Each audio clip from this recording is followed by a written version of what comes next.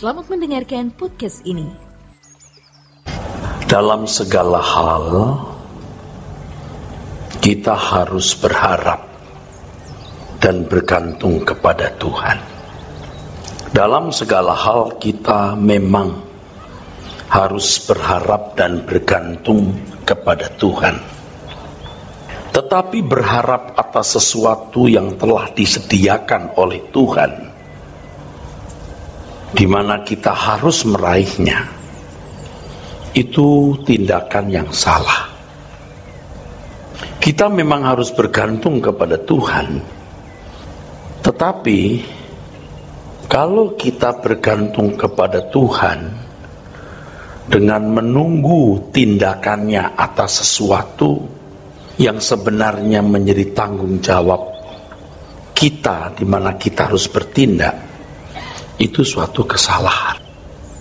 Saya memperhatikan, saudaraku, agama-agama pada umumnya, terutama agama yang mempercayai Allah yang esa, Allah yang penuh kasih sayang, Allah yang penuh rahmat, Allah yang baik, yang beranugerah. Lalu pembicaranya, penceramahnya, pengkhotbahnya mengajarkan bahwa umat harus berharap dan bergantung kepada Tuhan. Dan kalimat seperti ini juga sudah kita sering dengar, saya juga ucapkan, saudaraku. Tetapi berharap atas sesuatu yang telah disediakan oleh Tuhan, di mana kita harus meraihnya, itu tindakan yang salah. Dan bergantung kepada Tuhan dengan menunggu tindakan Tuhan atas sesuatu yang sebenarnya menjadi tanggung jawab kita, di mana kita harus bertindak, itu juga satu kesalahan, saudara. Saya akan membawa ini bukan pada ranah atau masalah-masalah pemenuhan kebutuhan jasmani. Saya akan membawa ini kepada wilayah pendewasaan atau kesempurnaan. Banyak orang terjebak dalam kesalahan ini. Mereka menunggu lawatan Tuhan, menunggu jamahan Tuhan, menunggu pemulihan Tuhan, berdoa untuk kebangunan rohani atau apapun namanya, demi sebuah pendewasaan iman, demi sebuah kobaran api rohani. Tetapi mereka tidak memperolehnya. Sebab Tuhan sudah memberikan atau menyediakan, dan orang percaya harus meraihnya dengan tindakan konkret atau respon yang memadai. Memang kalau seorang Kristen belum dewasa, atau Tuhan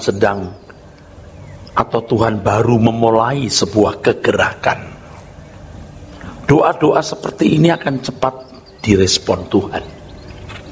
Ya, orang Kristen baru yang butuh lawatan Tuhan, butuh kebangunan rohani, ya, itu akan cepat mendapat respon Tuhan.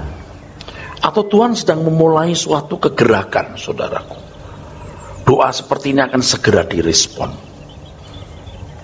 Tetapi setelah kegerakan itu direspon Tuhan, lalu menjadi surut atau suam, berdoa lagi untuk pemulihan, tidak bisa.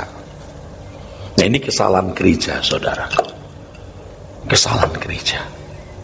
Seperti hari ini kita melihat orang-orang Pentakosta ini bangga dengan pengalaman di Azusa Street. Bagaimana Tuhan memulai sebuah kebangunan rohani, sehingga lahirlah gerakan Pentakosta yang hebat. Dan suka dirayakan itu tanggal hari kebangunan rohani itu, saudara.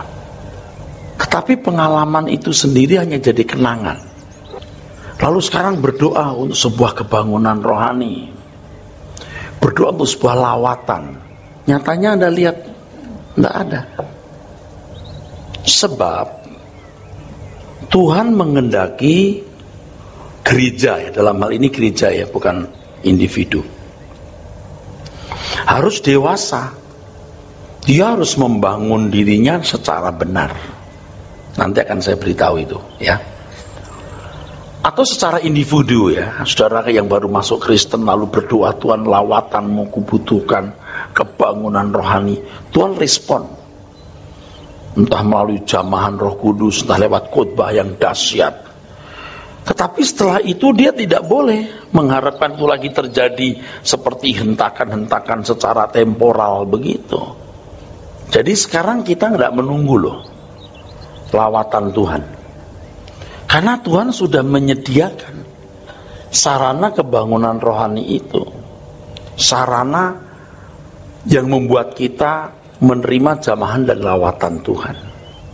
Nah, untuk itu saudara, kita harus percaya bahwa setiap hari Tuhan sudah menyediakan menu. Atau saya boleh istilahkan berkat kekal. Ya, berkat kekal. Untuk pendewasaan kita. Jadi kalau orang mau mengalami kobaran api rohani yang tiada henti, bisa. Karena Tuhan sudah menyediakan apinya dan masing-masing harus mengobarkannya. Jangan ketika mulai surut, mulai suam lalu doa puasa lagi minta kobaran. Oh bisa. Bisa, Tuhan mentolerir, oke deh. Yang kedua kali Tuhan kasih lawatan. Lalu suam lagi, doa puasa lagi, kobarkan lagi. Oh mungkin bisa, mungkin. Keempat belum tentu, kelima belum tentu. Hal ini sebenarnya juga bertalian dengan ini saudara, bertalian dengan pengertian akan kebenaran. Sering lawatan-lawatan Tuhan itu saudara, ya, sering lawatan-lawatan Tuhan itu lebih menyentuh emosi. Kalau di gereja karismatik, maaf kebetulan saya ada di lingkungan ini, lebih menyentuh emosi. Saya kira John Wesley juga pada mulanya juga menyentuh emosi. Terjadi kegerakan yang hebat di Inggris. Pasti emosinya tersentuh. Nah berikutnya mesti orang harus nalarnya juga disentuh. Dan kalau untuk nalar disentuh kan tidak bisa tidak bisa hanya sesaat, tapi lewat sebuah proses kan. Oke, ya. Jadi berkat kekal itu Tuhan siapkan setiap hari. Jangan kita berkata, kutunggu lawatanmu Tuhan, kutunggu jamahanmu, kutunggu kebangunan rohani. Itu nggak tanggung jawab saudaraku. Ini sejajar dengan kebiasaan orang-orang tertentu yang kalau sebelum penuangan Roh Kudus doa 10 hari, doa menunggu Roh Kudus. Nah Roh Kudus sudah datang, ditunggu lagi. Itu kan bagaimana saudara? Makanya kita nggak pernah mengadakan itu. Kalau mau tunggu ya tunggulah tiap hari, kobarkan itu. Di Mazmur pasal 23 ayat 5 mungkin agak alegoris ya, tapi ayat ini menarik ya. Kan dikatakan Tuhan adalah gembalaku, the Lord is my shepherd, I shall not want. Lalu apa? Dia membaringkan aku di rumput yang hijau. Betul nggak saudara? Iya. Tetapi di ayat yang kelima, engkau menyediakan hidangan bagiku. Ada rumput, itu kan hidangan juga saudara. Tapi di ayat 5 ada hidangan. Yang saya pahami pasti yang hidangan yang kedua ini tidak berkaitan dengan pemenuhan kebutuhan jasmani. Sebab dikatakan engkau menyediakan hidangan bagiku di hadapan lawanku. Ini kalau diartikan rohani ini, lawan kita siapa saudara? Ya, diri kita sendiri juga lawan kita saudara. Daging kita, nafsu kita, duniawi kita itu juga lawan kita saudara, yang harus ditaklukkan dengan kebenaran firman-Nya. Dan iblis tentunya ya. Tapi iblis tidak berdaya kalau kita bisa menaklukkan diri kita sendiri ya. Ingat, kalahkan dulu dirimu, kamu akan menang. Hidangan yang dimaksud di Mazmur 23 ayat 5 ini saudara, bukan hidangan jasmani ya, bukan rumput untuk makanan jasmani, tetapi makanan rohani dalam dimensi lain dalam hidup kita. Hidangan ini lebih jauh bernilai dibanding dengan hidangan untuk pemenuhan kebutuhan jasmani. Tahukah saudara bahwa setiap hari Tuhan menyediakan berkat kekalnya itu tiada batas. Justru berkat jasmani Tuhan harus membatasi. Justru itu Tuhan akan membatasi. Makanya doa Bapa kami, berikanlah kami makanan secukupnya. Tapi berkat kekal tidak. Sebanyak-banyaknya. Walaupun tentu Tuhan juga pasti memiliki takaran untuk masing-masing kita. Untuk itu kita harus benar-benar jeli menangkap segala berkat. Maksud saya segala sesuatu yang Tuhan sediakan bagi kita hari demi hari. Untuk itu berkat jasmani bukan lagi menjadi fokus hidup, tetapi berkat kekal. Jadi kita menjalani hidup kita hari-hari itu hanya untuk memungut mana dari surga. Jadi kita makan untuk hidup, ya, bukan hidup untuk makan. Kita makan untuk hidup, ya.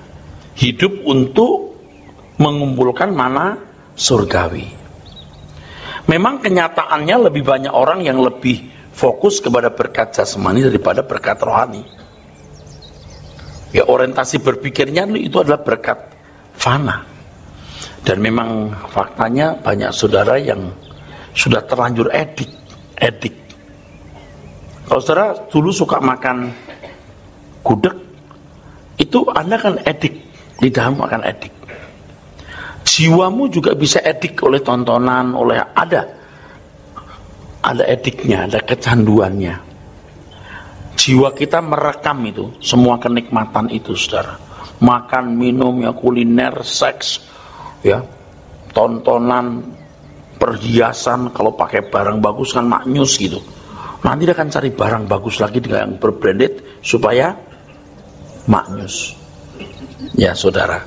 Dan manusia hidup tergulung oleh kesibukan itu. Tergulung oleh kesibukan itu.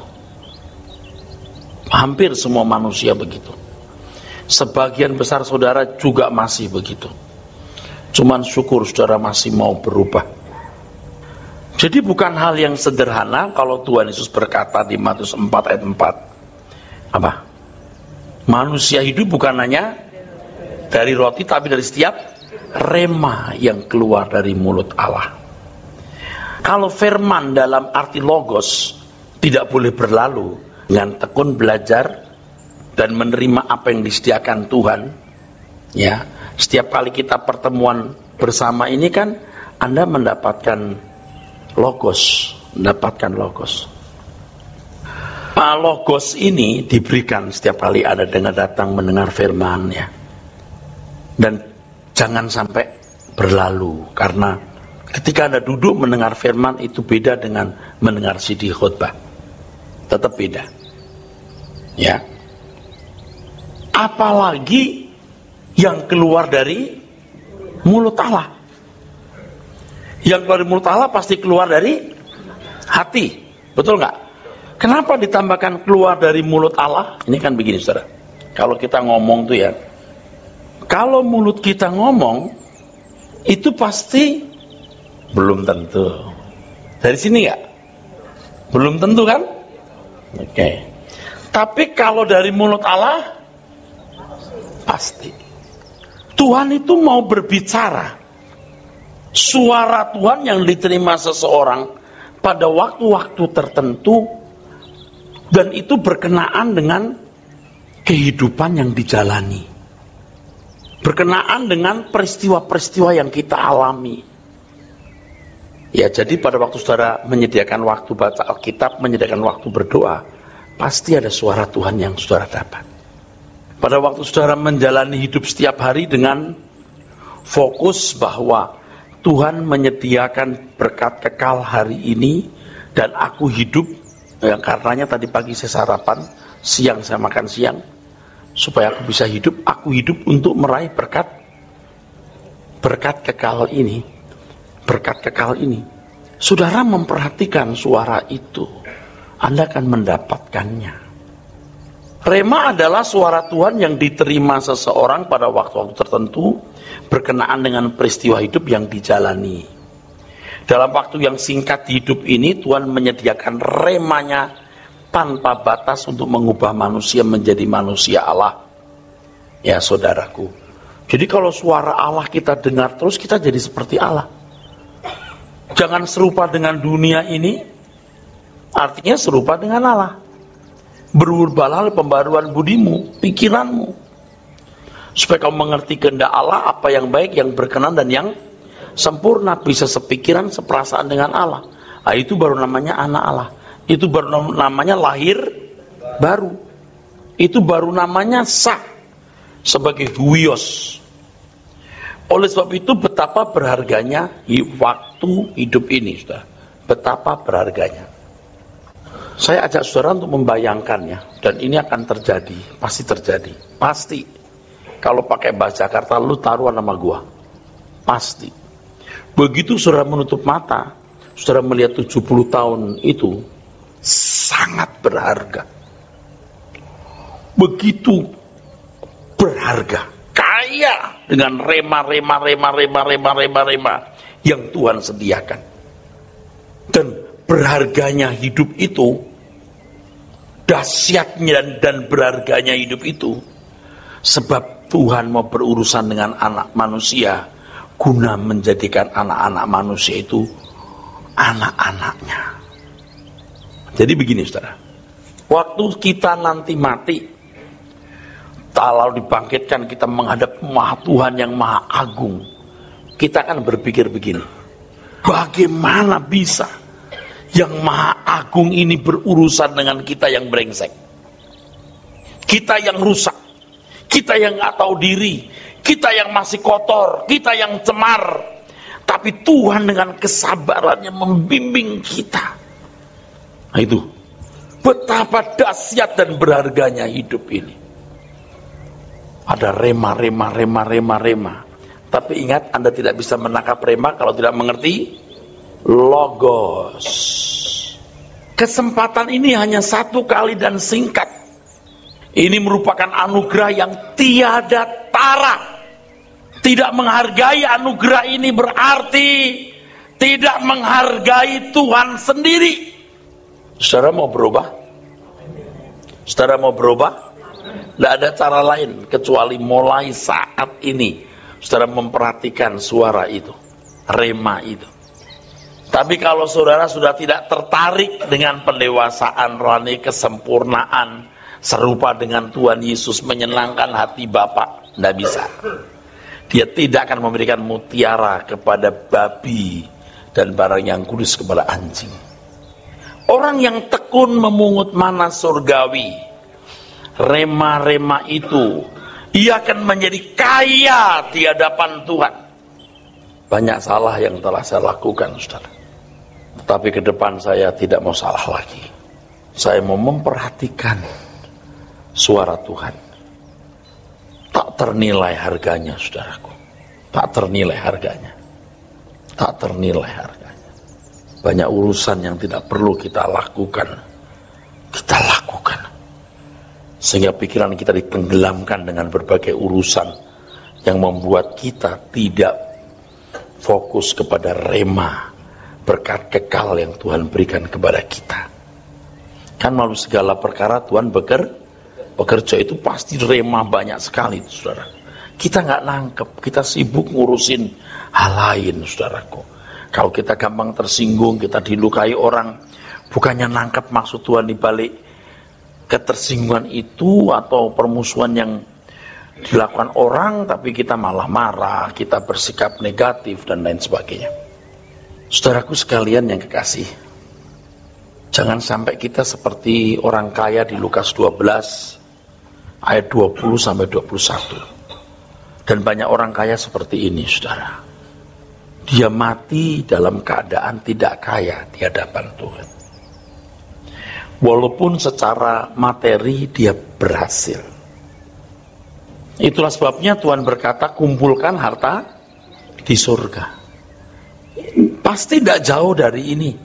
Kalau saya sih mengatakan pasti, dari perspektif, dari sudut-sudut dari sudut yang lain.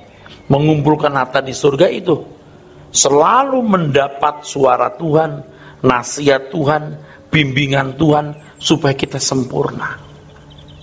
Anda kalau sudah mendengar khotbah ini nggak minta lagi, lawatlah aku Tuhan, amin. Lu kurang ajar. Lawatanku sediakan kamunya yang malas. Betul nggak saudara? Aku menunggu engkau. Menunggu apa maksud lo? Tuhan sudah bicara tiap hari, kamu budak.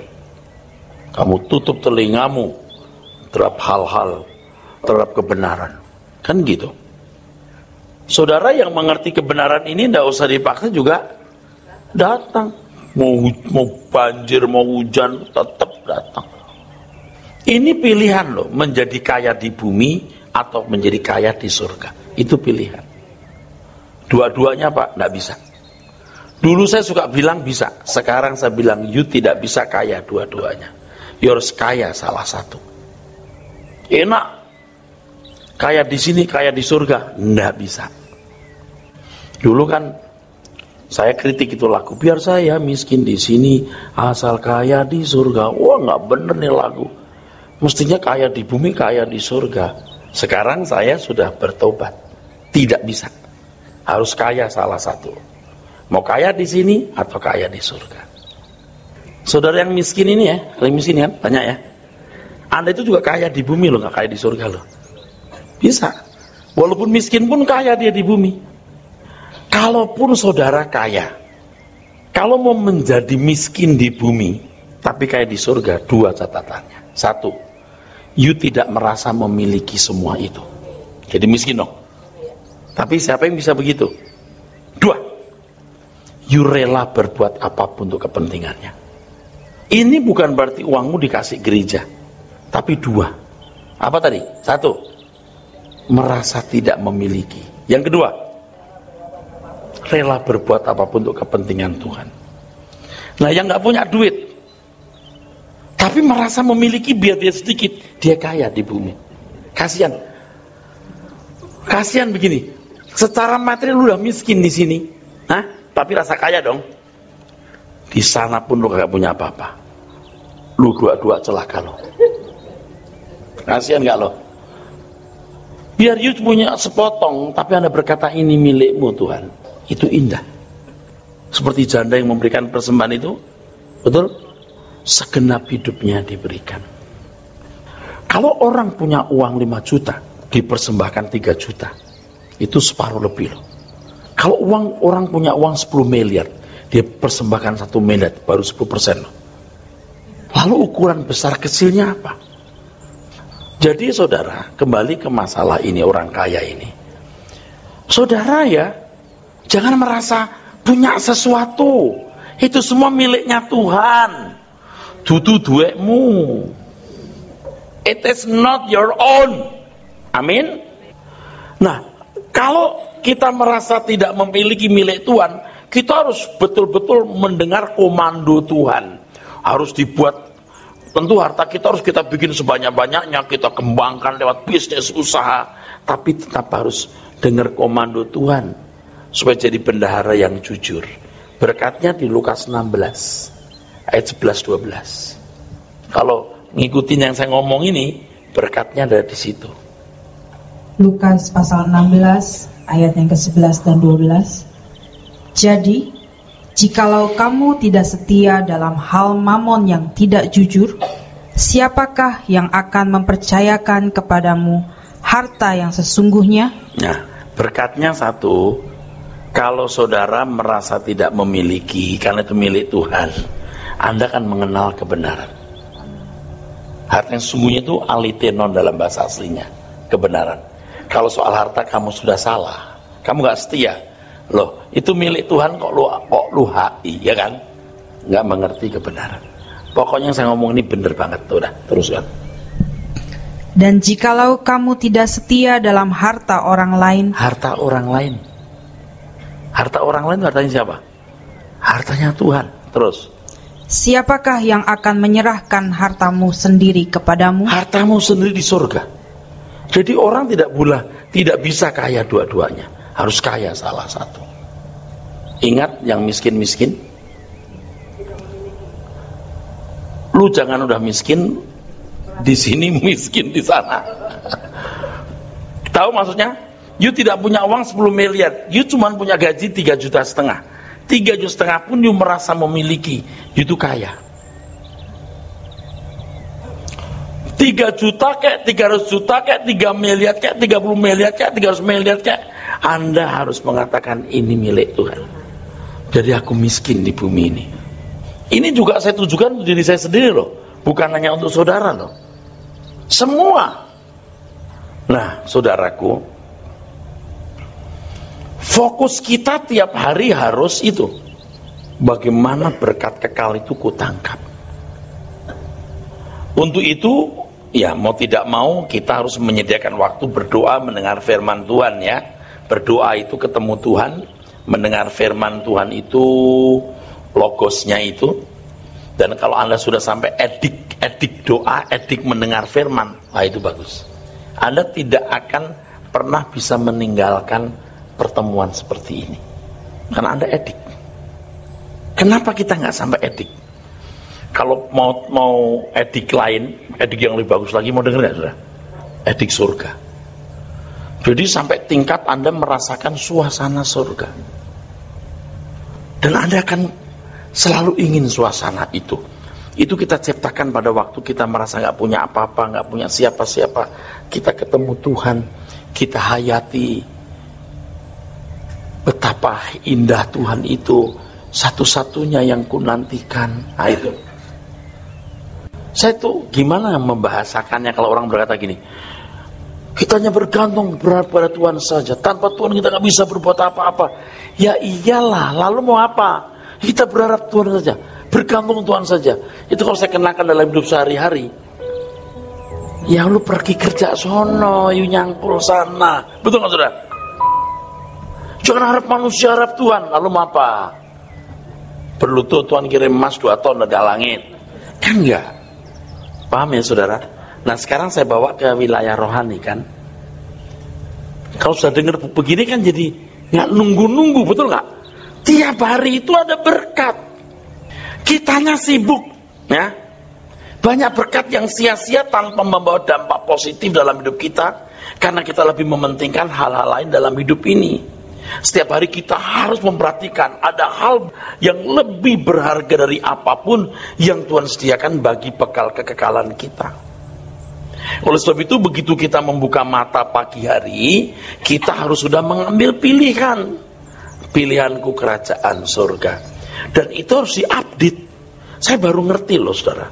Saya mengucapkan, begitu bangun tidur waktu pikiran kita blank itu, waktu blank, aku memilih kerajaan surga.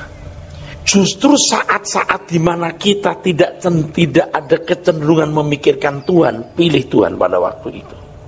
Kalau di sini kan milih Tuhan, ya nggak? Kerajaan surga.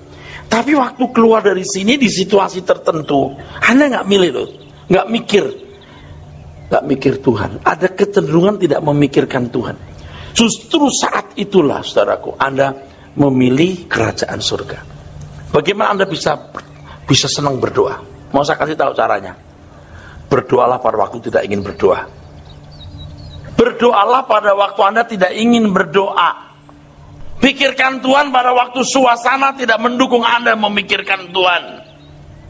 Belajarlah berenang di gelombang. Kalau belajar berenang di kolam yang cuma 1 meter, nggak pinter-pinter saudara. Tapi dicemplungkan di lautan, berusaha, itu baru bisa. Ini nggak sama persis, tapi saya lempar aja. Sulit dong kita berdoa pada waktu nggak ingin berdoa lagi, malas. Karena Anda itu malas. Nih, tadi saya olahraga, saudara. Karena kemarin nggak sempat olahraga. Saya olahraga 1 jam, 1 jam lebih malah. Pokoknya kalau belum dapat 360 kalori saya belum berhenti. 360 kalori. Kadang-kadang sampai 600 kalori. Saya belajar, saya mau olahraga waktu saya nggak ingin olahraga. Karena kalau aku lagi nggak suka olahraga, lalu kita nggak olahraga.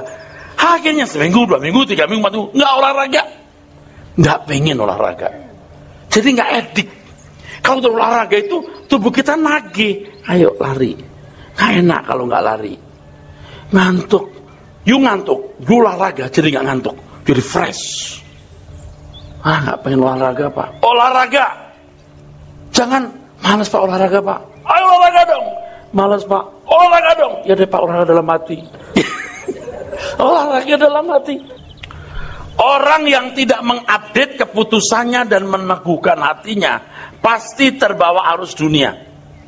Justru pada waktu pikiran kosong atau belum ada hasrat, tidak ada hasrat apapun, isi itu. Bahkan ketika ada banyak hasrat yang muncul, lawan hasrat itu. Lawan hasrat yang salah itu dengan hasrat menjadi anak-anak Allah yang untuk menjadi anak-anak Allah yang sah dan layak masuk kerajaan surga. Dan ini peperangan dalam pikiran. Kehidupan kita harus diarahkan oleh diri kita sendiri, bukan oleh siapapun. Jangan nunggu Tuhan lawat aku biar mengalami satu kebangunan rohani. Itu kuno. Tuhan menuntun tapi Tuhan tidak memaksa. Kita harus memaksa diri, yang maksa itu kita. Lawat aku, jamah aku. Itu kan setengah maksa Tuhan. Seakan-akan Tuhan bisa bertindak dengan tindakan tertentu buat kita terguncang gitu. Terus kita berubah. Guncangkan dirimu sendiri. Paksa dirimu sendiri. Waktu you baru Kristen, Tuhan mengadakan kegerakan. Tuhan sentuh, Tuhan setrum. Sekarang setrum sendiri.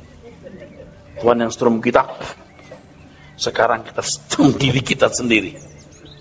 Nggak mungkin, Allah pasti berubah. Tapi kalau memang nggak bakat masuk surga, you are nothing, sir. Lalu apa yang kamu banggakan? Kita ini kan mesti merendahkan hati. Kita tuh mau bertobat, kita mau berubah. Jadi jangan lagi kita itu memaksa-maksa Tuhan menjamah kita, menyentuh kita. Kita itu sudah diberi Tuhan fasilitas untuk terus mengalami kebangunan rohani. Doa harus jadi kebangunan rohani, kebaktian rumah tangga, PA, itu membangunkan rohani kita. Amin.